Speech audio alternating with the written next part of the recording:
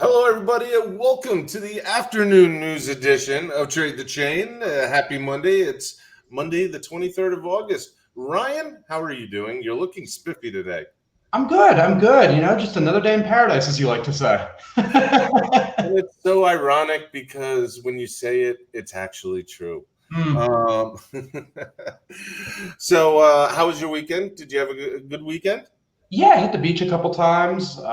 Hit El Moro, the big fort. Got a nice picture of an iguana hanging out on like the 500-year-old city wall. I mean, it was good. Got to see some friends. Ran into you at the beach for 5 minutes. I saw the iguana picture on your Instagram. It was pretty sharp. It was good. It's nice. It's hard to have a bad weekend here. Yeah, it really is. I mean, even the hurricanes are scared to cross us. May have just jinxed us. Who knows? Mm. Um, that being said, real quickly, let me get this out of the way. Anything we say, we analyze, we vocalize, we show you, we you think we're showing you, it doesn't count. This isn't financial advice. We're just here to educate and entertain. And I use both those terms even loosely. But today's episode's actually really cool, Ryan, because, first of all, anybody who doesn't know what an NFT is, we're going to kind of go over the basics of what an NFT is, show you how to make money with the NFT. But we're going to start off and preface the whole thing with what, Ryan? Big story. Big story. Visa bought a CryptoPunk ATM. They spent $150K on this thing, $150,000 for one CryptoPunk NFT. Also, though, someone did some sleuthing around the internet and found that the same wallet that bought this NFT bought over 200 other NFTs. So Visa owns hundreds of NFTs, right? Including this $150,000 one. And they've bought these NFTs because for a few reasons. One, in another story, a secondary story in The Block, Visa's head of crypto, I didn't know they had a head of crypto, but now we do. He told The Block that they feel CryptoPunks are a great addition to their collection of artifacts to chart and celebrate the past, present, and future of commerce, and that they're going to change how individual content creators and small and medium sized businesses interact with the online community. They're an intersection of culture and commerce. I feel like that right there is the money quote. NFTs are an intersection of culture and commerce, Alex. Usually big companies, Ryan, they don't say a hell of a lot, whether it's compliance or optics or something like that. And I find what Visa released from their head of crypto, as far as statements is concerned, to be extremely bullish. Oh, absolutely. Yeah, absolutely. And they're also saying that they're seeing pretty significant interest from merchants, brands, content platforms, all these different groups that want to get into the NFT space. So it looks like that article that I wrote in City AM earlier this year about how I said I might be wrong about NFTs. I have to take my foot out of my mouth now and just eat my crow because I clearly was wrong. I'm okay with that, though. It's okay. It's all right. We're all wrong once in a while. Listen, let's just break it down. NFTs are, a lot of people are in crypto for, whether it's, independence of money society and all this. But there's a lot of them in there, majority of them in there for arbitrage, to wealth creation, right? We're going through the largest wealth creation event of human history. I feel pretty confident saying that by far. NFTs are that current wave that's going on right now. And if you think you missed the boat, you definitely have not missed the boat. NFTs started getting hyped up, let's call it 4 months ago, when there was some big buys happening. Since then, there's a lot of NFT creators that have come out. They form these they form these communities. And these communities they take over and they become, it's just mesmerizing. But there's a lot of opportunity in NFTs right now, Ryan. No, absolutely there is. And I think Visa is starting to see that, right? Because at their core role, according to this article in The Block, the company wants to help consumers purchase NFTs and for merchants to accept NFTs as easily as they do for traditional goods and e-commerce. So these things, Visa, I think to a point, they see these becoming a medium of exchange, even depending on what the good or service is. So this is an incredible development, and it's not even close to the highest amount paid for an NFT. So it's not like Visa went out and just bought the most expensive NFT because they could. They're Visa. So I think it's a real statement here that they've made for sure.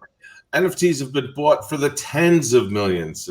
We've seen that before. Well, I'm still questioning that myself. Making money in NFTs. First of all, you need to study a little bit, figure out what an NFT is, how it works. Once you get your head mildly wrapped around it, and trust me, it doesn't have to be fully wrapped around it because mine isn't. And I don't think Ryan's is as well. But you will see the opportunity.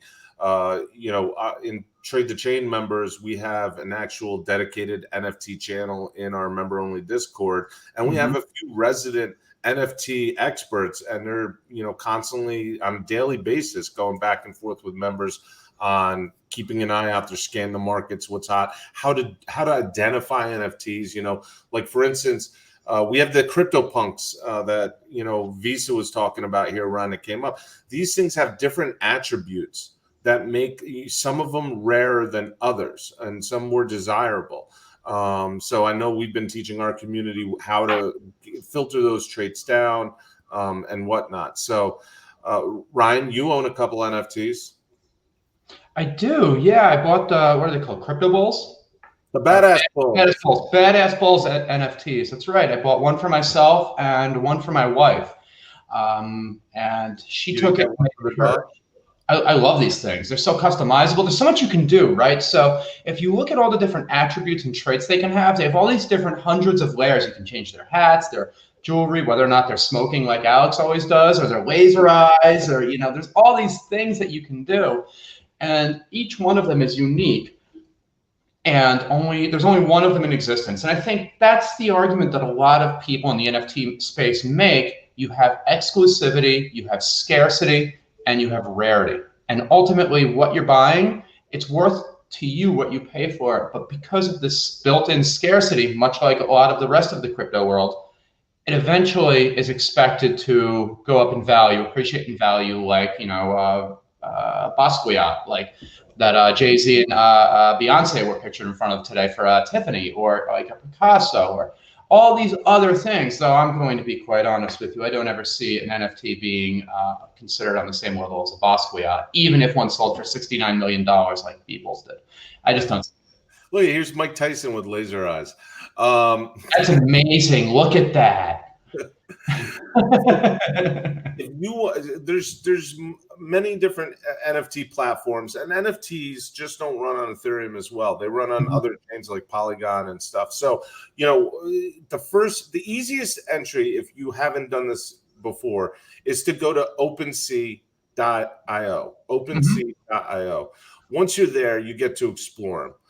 We'll take a look at my OpenSea account. As you can see, I have a stable of Badass Bulls, which have become super popular and are currently on the verge of selling out now on the floor price. So what these collections have is what's called a floor price. And let's just click into there and go to the Badass Bulls. So here's the Badass Bulls page. They have 2.2 thousand items, 416 owners. Oh, the current floor price, 0.02. It went up. Yeah, and 74.2 Ethereum in volume traded. Well, here you got these are some of the ones that haven't been sold. These are what are called freshly minted. And I've bought all of mine at the freshly minted price with the exception of one. I did buy one that someone had up for sale because it had a nice little jeweled crown on it. But these are the ones you can see right now. But if I sort high to low, you can see how some of the already owned ones, and in this particular case with Badass Bulls, you have the purple is a rare item. You have the crowns that are a rare item. I think the rarest background is right here. It's called Stars. But now, look at that, 1,600 ETH. Okay. Wow. Let's Okay, so if you have $5.4 million, Badass Bull 737 can be yours. It's yours, Alex. Run with it. But also, right, didn't someone in our community in Trade the Chain buy a Badass Bull and then turn around and sell it for like $69,000?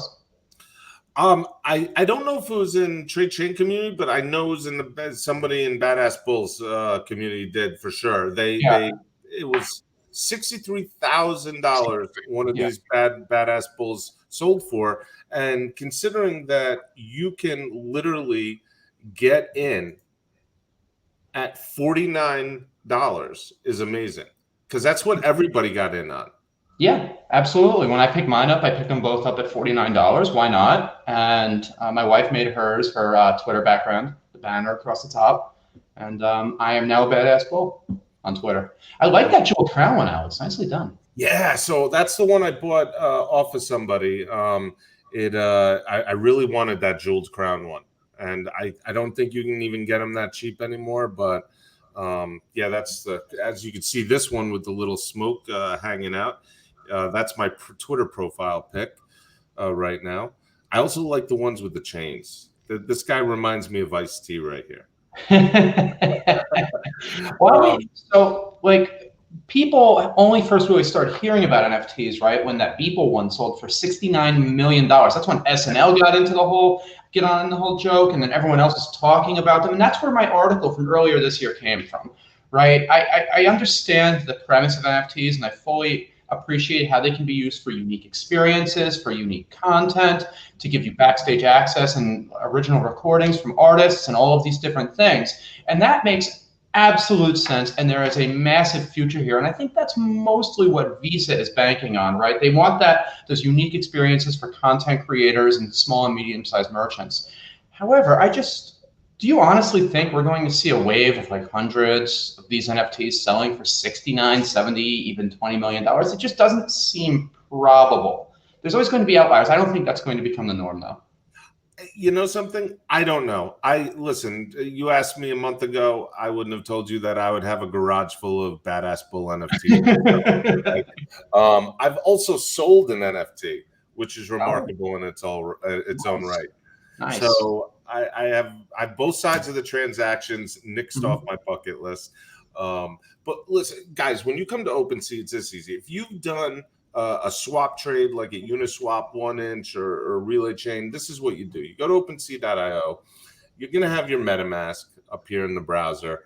And when you go to buy one of these bulls, it's literally you just going to say, hey, I want this guy with the cool gold earring.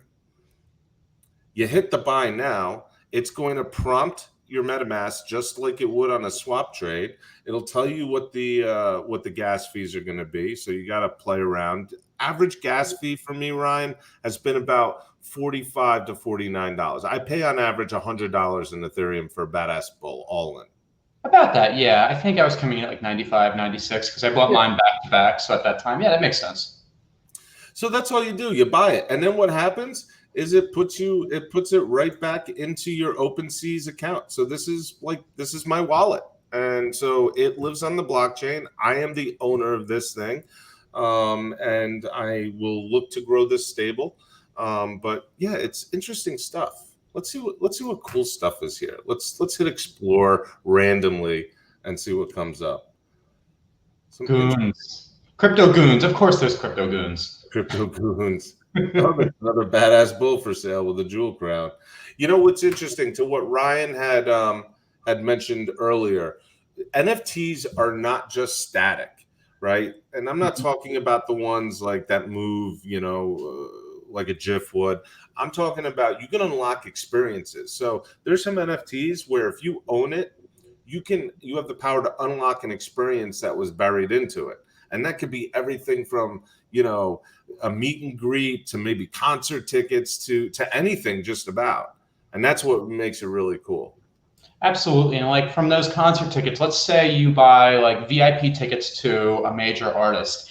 It tucked inside that the artist could include like an original recording that only people have from there of like the show itself, maybe even after the fact. So there's a lot of benefits that you can have from NFTs, and it makes sense that ticketing for sporting events or concerts or gallery showings or anything like this, Broadway shows, the opera, that it would go the way of the NFT, because people used to save and frame these tickets, and now no one does because you're just scanning a QR code on your phone. But if you had another way to save these things, and then you also had something unique that came along with it, I can totally see that being applicable. And there's a huge market for it all over the world. 40 ETH for that badass ball. That's cool. Well, yes, this is one of mine. So maybe someone will come along and pay me 40 ETH for it. You said the 40 ETH price. Nice. Good luck. I hope you get it. So yeah, and folks, when you get this puppy, when you get an NFT in your account at OpenSea, I like to call it the garage. When you get it in your garage here, it's very easy. If you're speculating and you're interested in selling it, you can go up. Actually, this is the wrong one because I've already done it. But you can go here and you can hit this sell button, and this sell button will again prompt your MetaMask. You'll pay like a couple bucks of gas fees, and then all of a sudden your badass bull will be up in OpenSea for sale. You can also, it'll give you a link directly to it, and you can tweet it, you can put it in Instagram, you can do whatever you want and advertise to people that you're selling it and whatnot. So you can try to get buyer eyeballs on it. Once you do that, let's say 40 ETH is too high and you want to lower the price, you can go right up here. You can lower the price. You can also cancel the listing, so you're not obligated. And people do make unsolicited offers as well. So it's interesting. I like the market. I like the speculation. I'm a gambler at heart. I'm going to keep playing, Ryan, while it's hot. Keep throwing the dice, Alex.